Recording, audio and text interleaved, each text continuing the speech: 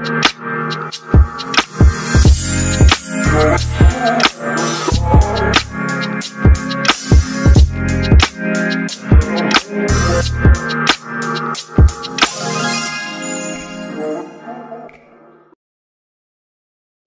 friends, ngasigi video sida aikoina keyboard ki guard haitarene aikoi phone mamai daga nappado sigumba sigi translucent layer sigumba amot akai digi ngak thoknanaba koi gi laptop ki su guard laiko keyboard protective film haise da sigumba je keyboard skin ji kamaina aikoi gi sagi laptop ki keyboard ta mochin dana ban napsin gedagi haibadu adugi matangda ngasigi ngasi haipet yengminasiko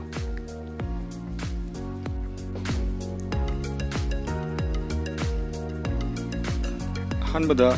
adom keyboard ki size khangba madarkar lei sigi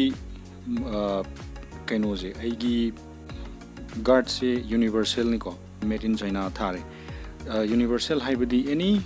brand haibaliti kuigi company haibaliti loinabag adum imanda manei tum hapa yai loina wakta any laptop model tawadabu sigi sangbado 14 inch migadaba aduda hapa yai hairi ko sije aduda aigi je 14 inch ne do sumaina ju thamba khana dum hyped manare ko sigi translucent oiba matai ani je hyped ka hadan cellular pi type to uri je sije oiduni ko ada sije setuo kamai nap kadagi have to sineba koina asi yengmina duje ada hanbada phi macha ama pai biro any cotton fee will be aiko ado khara khet loi do hai tarene aduga sumaina khoi gi laptop nap ka dori bazaga do hana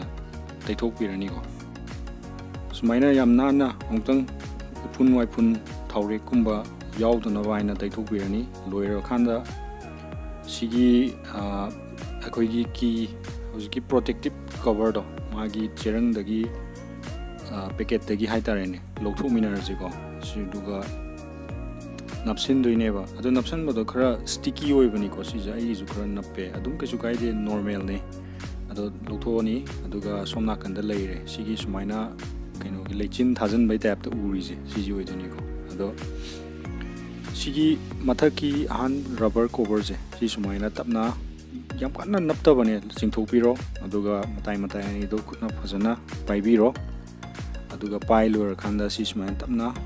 lekta talo nappaga ekta gam gi dumaina magi gam mathi lemhuda bani adum sumaina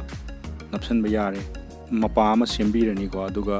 silora khanda tapna sumaina khara khara matai matai du adjust to birani machin kari kara tu khara sembiro adum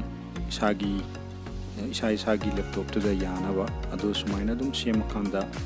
yam lai bane kisulu da bane dum yare napsan ba bu si mangai re lore yamna kanava adugumba protective skin ni. Thank you.